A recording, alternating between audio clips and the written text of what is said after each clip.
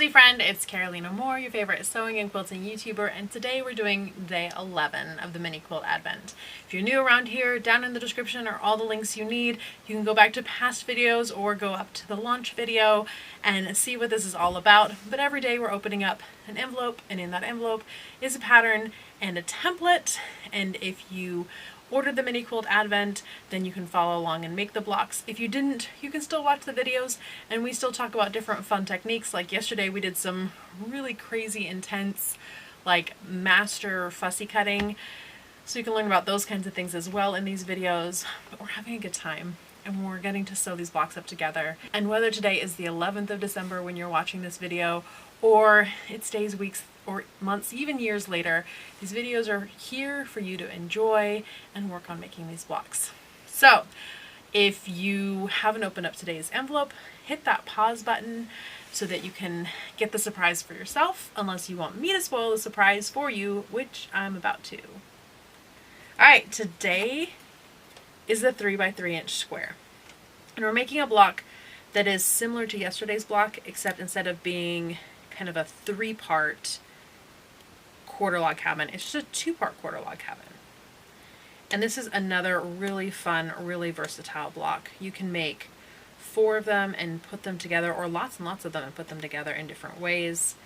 And they make for fun blocks to then pair up with 5-inch squares, because all of these blocks finish at 4.5 inches, which means they pair with 5-inch cut squares, which is either like charm packs or big layer cakes that you've cut into quarters. So 5-inch squares or 10-inch squares that you cut into quarters, and you can combine these blocks with those to make all different kinds of quilts. And if you are doing all 24 days, you have 24 different ideas for patterns, and it doesn't end here. There are so many patterns that you can make with these different units. They all are labeled with the finished size. So this square, when you cut it and sew it into a quilt, it'll be 3 inches by 3 inches.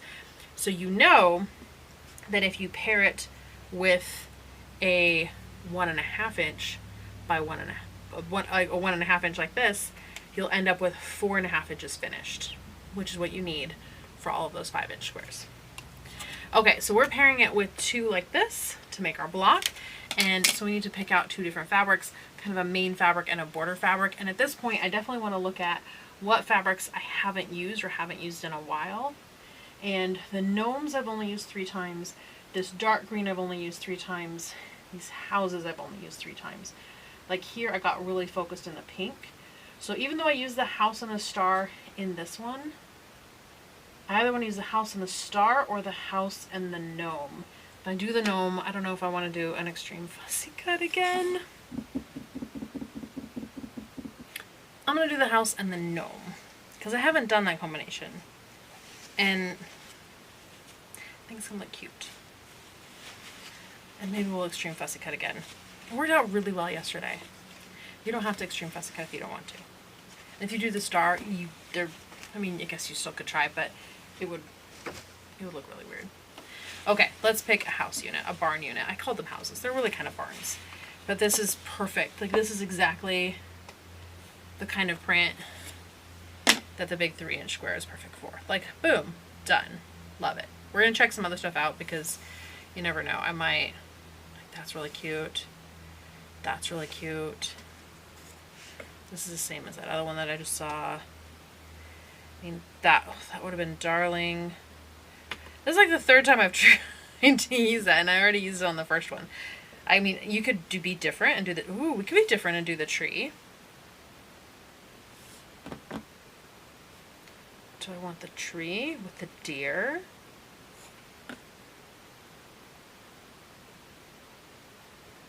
think the gnomes are going to be really busy, so I'm going to do the tree with the deer. It's not what I thought I would do.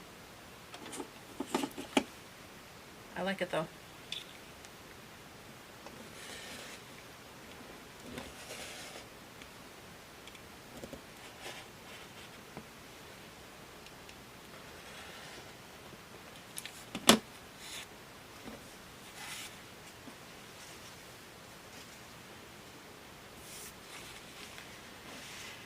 And now let's look at doing, all right, like this.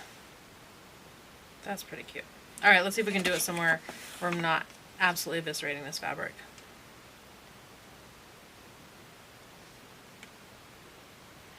All right, now I need to find this gnome again. That should be over here. That's not too bad. Or actually, I could do it up here. That would... I'm trying to leave as much good fabric as possible. All right.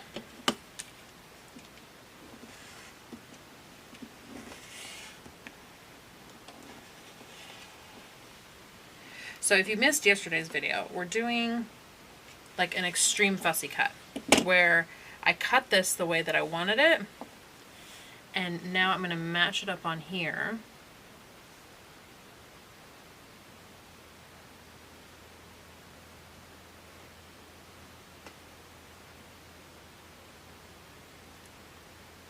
There we go. Line up this top edge. Try to get this 1/2 inch in from the edge, and then I'm going to use this piece, line it up, and I'm lining up this line, like these 1/4 inch lines. Alright, that's pretty good. And that way, when these two pieces get sewn together, the goal is for them to be seamless and to match the pattern. So it's a pattern match fussy cut. That's the words that I couldn't find yesterday. It's a pattern match fussy cut.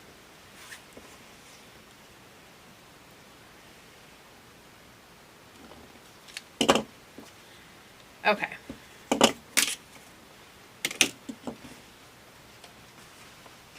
So this is like yesterday's block, but less work. We're going to need our ironing mat out again. It's just 2 seams, one press, the other. And hopefully, with a little bit of magic, the gnome will just line up.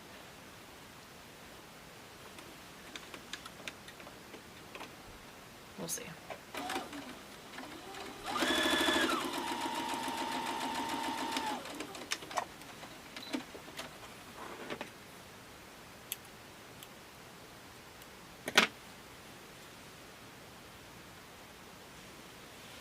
Alright, we're going to press this towards the strip, which is also towards the dark in this case. And then, fingers crossed. The thing is, I'd rather be like a bunch off than a little bit off, because a little bit off, it's like, oh, you tried, you got so close. But a lot off, like, no one knows that you tried. Is that silly? You can let me know in the comments if you think that's silly. Alright.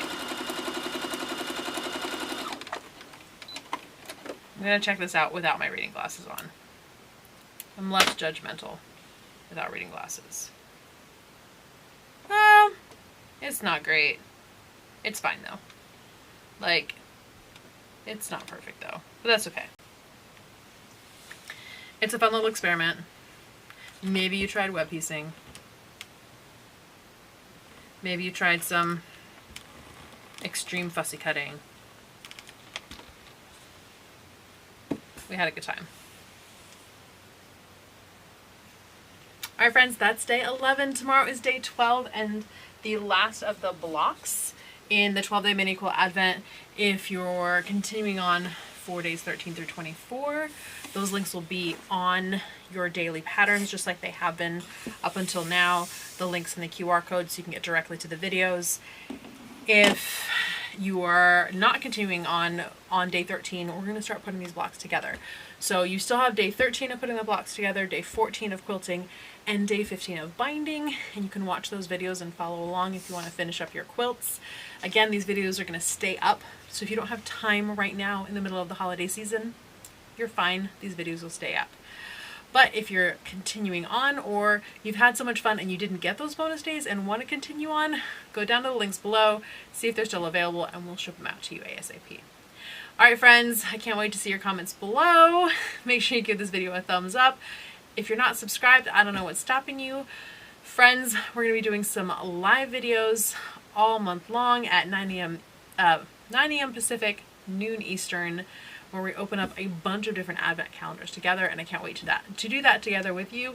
So make sure that you are subscribed, and if you can, even turn those notifications on so you know when those lives happen. That's it for today, my friends. I will see you right here real soon. Bye for now.